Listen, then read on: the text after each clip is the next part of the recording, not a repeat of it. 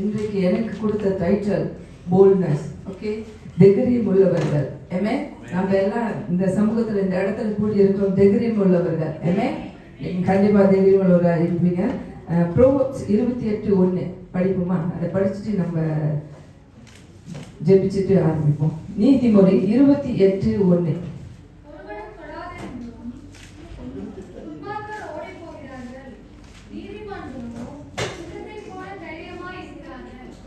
ஒருவரும் தொடராத இருந்தோ படிங்க காத்திரி. துன்மார்க்கர் ஓடி போகிறார்கள், நீதிமான்களோ சிங்கத்தை போல தைரியமா இருக்கிறார்கள். அப்படியே கண்களை மூடி இந்த வார்த்தைக்காய் ஜெபம் பண்ணுமா?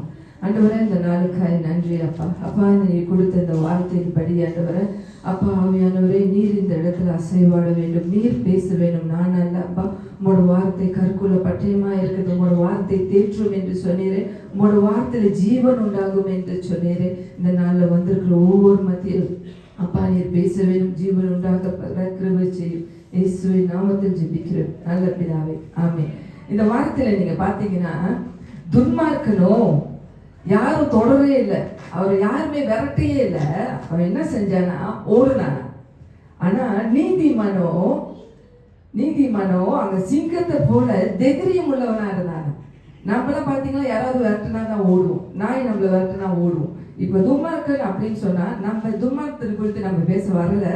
நீதிமான், நம்ம எப்ப இயேசு ரத்தத்தினால இயேசு நம்மளுக்காக மரித்து 3ஆம் நாள் உயிர் தந்தாரு, நம்மளுக்காக ஜீவனை கொடுத்த அப்பயே நம்ம என்ன செஞ்சோம்னா நம்ம நீதிமானாய் ஆக்கப்பட்டோம். ஏமே, நீங்களா நீதிமான். ஏமே, நம்ம நீதிமான் எப்படிப்பட்டவர்களா இருக்கும்னா தைரியம் உள்ளவர்களா சிங்கத்தை போல இருக்கணுமா? ஏமே, சிங்கத்துல நீங்க பாத்தீங்கன்னா சிங்கத்துக்கு ஒரு தன்மை இருக்கு, அது காட்டுக்கு ராஜா, அது அவ்வளவு தைரியம் உள்ளது. ஒன்னொன்னு நீங்க பாத்தீங்கன்னா சிங்கம் கத்துறதுனால அது பெரிய உருவம் இல்லை, சிங்கம் கத்துறதுனால எல்லாம் பயப்படுவாங்க இல்ல, அதுக்கு தெரியும் அது யாருன்னு. சிங்கத்துக்கு கண்டிப்பா தெரியும் அது யாருன்னு, அது கத்துனாதான் எல்லாத்துக்கும் தெரியும்ல. ஒன்னொன்னு சிங்கத்தை நான் படிக்கும் போது சிங்கம் அமைதியா பார்த்துக்கிட்டே இருக்குமா, அது சின்னதுக்கெல்லாம் போய் ஃபைட் பண்ணாதான், அது உட்கார்ந்து இருந்து அமைதியா காமா பார்த்து பெருசா வரும்போது தான் அது ஒரு பறக்குமா, அது விரட்டிக்கிட்டு போகுமா. ஒன்னொரு சிங்கம் அதோட பிள்ளைய அவ்வளோ பாதுகாப்பா பார்த்துக்கொள்ளுமா. நீங்க சிங்கத்தோட இதெல்லாம் ஆண்டு இந்த இடத்துல சிங்கத்தோட தன்மை தான் நம்ம கிட்ட சொல்றாரு. சிங்கம் அமைதியா இருக்கிறது போல நாமளும் அமைதியாவே இருக்கிறது போல இல்லை, ஆவிக்குரிய வாழ்க்கையில நம்ம சிங்கத்தை போல எழும்பணும்.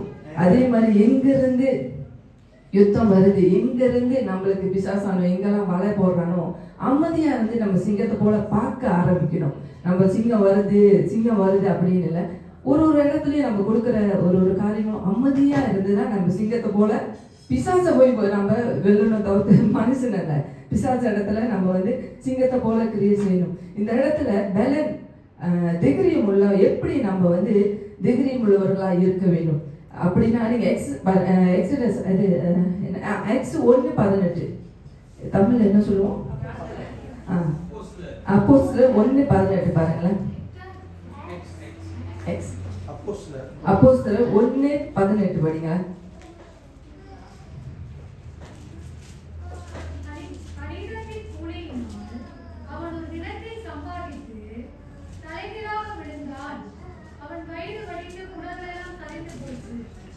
அது இல்லையா, 1:8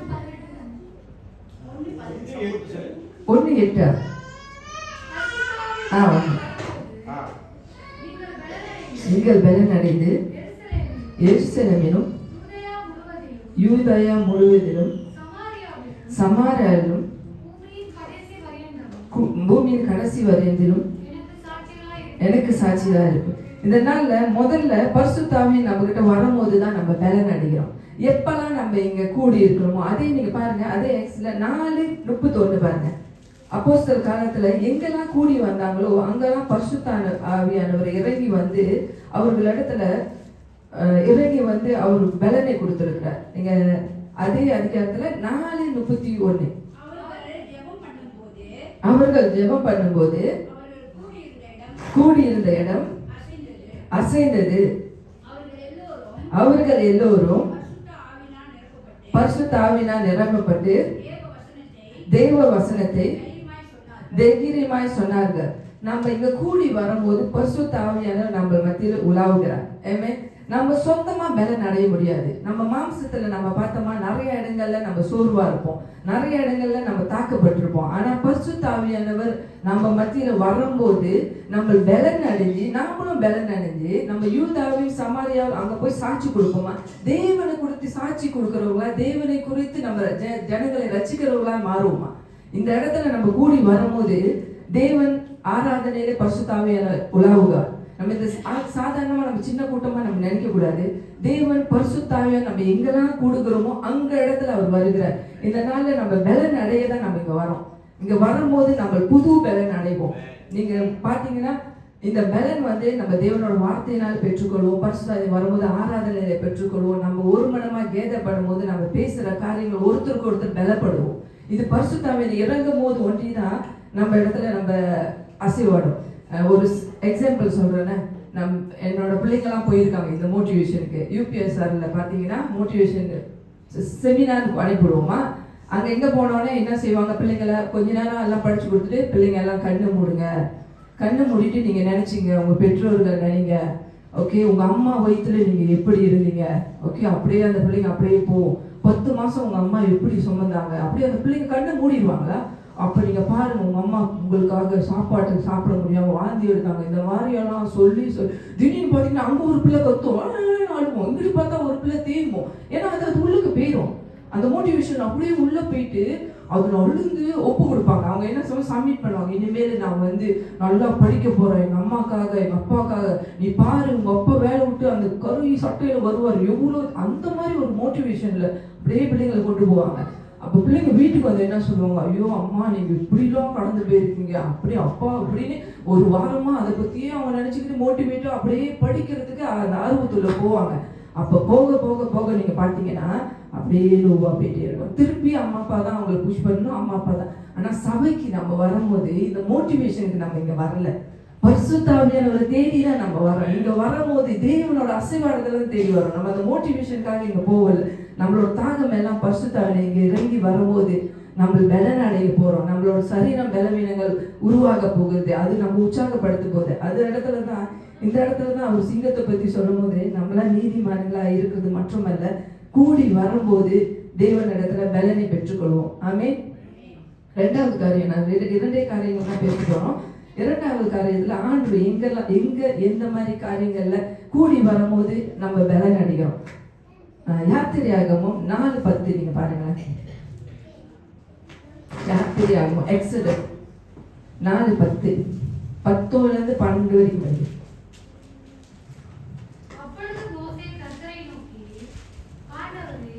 ஆண்டவரே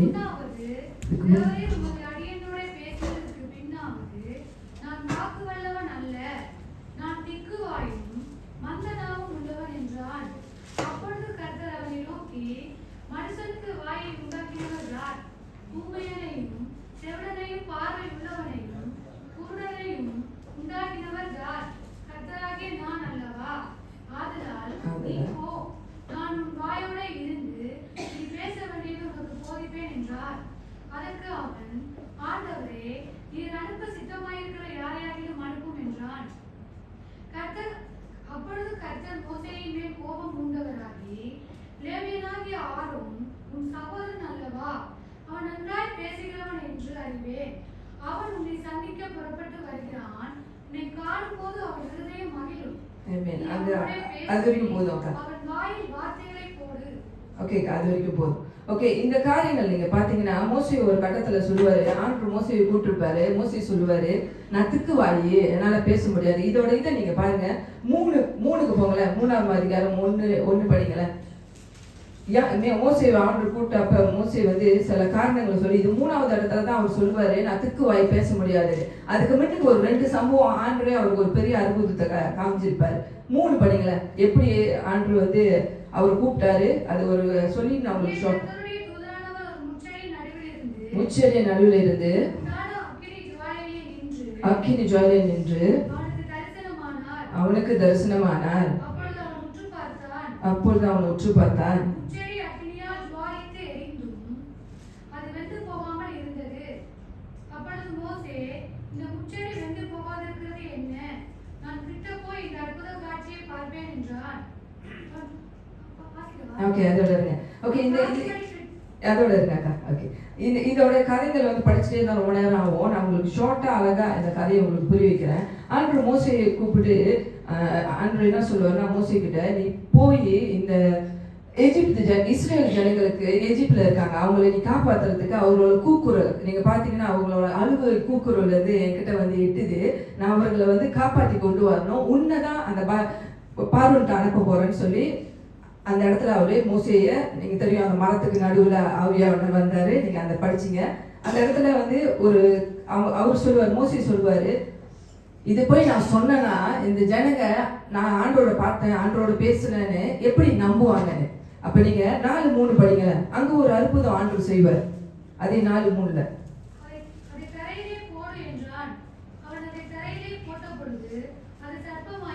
ஓகே இருங்கக்கா. அவன் கையில என்ன மோசே என்ன செஞ்சாருன்னா, அவரு மாமனாரோட ஆடு மேய்ச்சிக்கிட்டு இருந்தார். மாமனாரோட ஆடுகளை அவர் மேய்ச்சிக்கிட்டு இருந்தாரு. அந்த இடத்துல தான் ஆண்டவர் வந்து என்ன சொல்றாருன்னா, நீ வந்து அந்த இந்த இடத்துக்கு ஒன்று அனுப்ப போற, பார்வோனை போய் பார்க்க போற, அனுப்ப போறேன்னு சொல்லும் போது அவர் கையில இருந்தது என்னன்னா கோல். அப்போ இவரு எப்படி நான் இந்த ஜனங்கிட்ட போய் சொல்றேன்னா அவங்க என்னை நம்புவாங்க. ஆண்டவர் அவருக்கு ஒரு அற்புதம் செய்யறாரு, இந்த கோலை கீழே போடு. இந்த கோலை கீழே போட்டோன்னா அந்த கோல் பாம்பாயிடுச்சு. அவரே பயந்தார். அப்புறம் அந்த கோலை திருப்பி அந்த பாம்போட வாரத்தோடு அந்த கோலை பிடிக்கும் போது கோல் வந்து பாம்பு வந்து கோலா மாறிடுச்சு. இந்த இடத்துல ஆண்டவர் அவருக்கு ஒரு அற்புதத்தை காமிச்சார். நீ போ, இது உனக்கு நான் செய்யறேன், நீ போ உன்னை வச்சுன்னு. திருப்பி அவர் வந்து அப்படியே தான் இருப்பார். நீங்க அதே 6வது வசனம் பாருங்க, இன்னொரு அற்புதத்தை ஆண்டவர் செய்வார் அவருக்கு.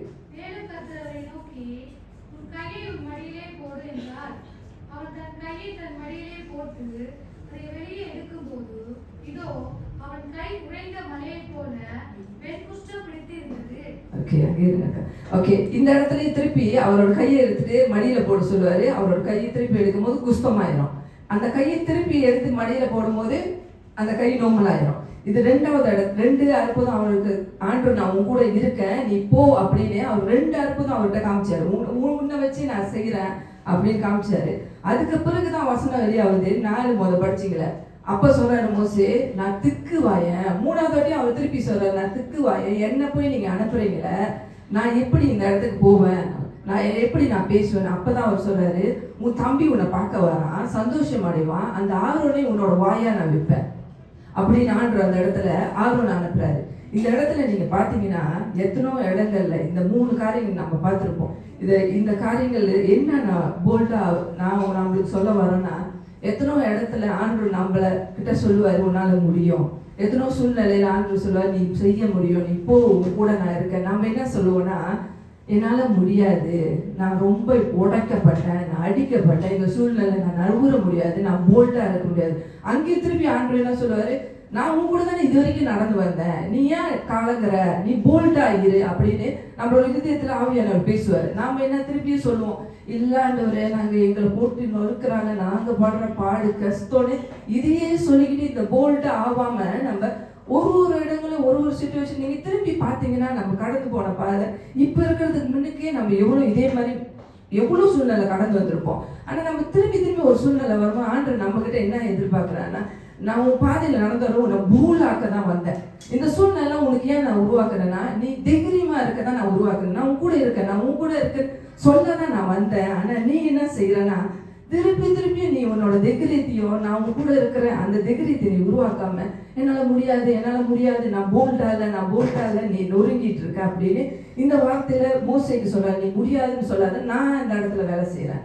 அப்ப நாமளுக்கும் இந்த இடத்துல நம்ம ஒரு போல்டா இருக்கணும், நம்ம ஒரு தைரியமா இருக்கணும்னா நம்மளோட சூழ்நிலைகளை பார்க்க கூடாது. தேவன் நம்மளோட சூழ்நிலை மட்டும் நம்மள போல்டா ஆக்குறாரு. தேவன் அந்த சூழ்நிலையை நம்மளுக்கு கொடுக்குறாருன்னா அந்த சூழ்நிலையில நம்மளுக்கு தைரியத்தை உருவாக்குவாரு. அந்த இடத்துல நம்மளுக்கு ஒரு சமாதானத்தை கொண்டு வருவார். அந்த இடத்துல நம்ம கூட நடந்து வருவார், பரிசுத்தர் நம்ம கூட வருவார். நம்ம இந்த காரியங்கள்ல எனக்கு வெளிப்படும் போது நானே நிறைய காரியங்களை யோசிச்சு பார்த்தேன். இல்ல இப்ப இருக்கிற சூழ்நிலையில நம்ம யோசிக்க கூடாது. ஆண்டவர் நம்மளை கூட்டு வந்த பாதையை திரும்பி பார்த்து போல்ட் ஆகணும். எங்களை இதுல கொண்டு வந்தேன், நான் இதுல தைரியமா வந்தேன். இன்றைக்கு நாம தைரியமா ஆகும். இது போல்ட்னஸ் வரும்போது நான் உங்களை எல்லாத்தையும் என்கரேஜ் பண்றேன். சூழ்நிலையை கண்டு நீங்க என்ன செய்யாதீங்க, நான் போல்ட் இல்லை, என்னால் ஒண்ணுமே முடியாது, நான் தைரியம் இல்லை, நான் பயந்தவன், நான் இப்படி தோல்வி, என் பின்னால் ஒரு கூட்டம் வருது அப்படின்னு நினைக்காதீங்க.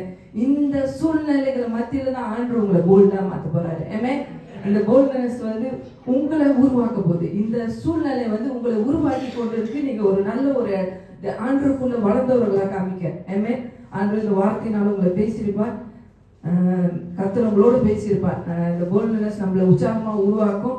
தொடர்ந்து நம்ம போல்டா இருந்து ஒரு மனத்தோடு இந்த ஜெபத்தை கட்டுவோம்.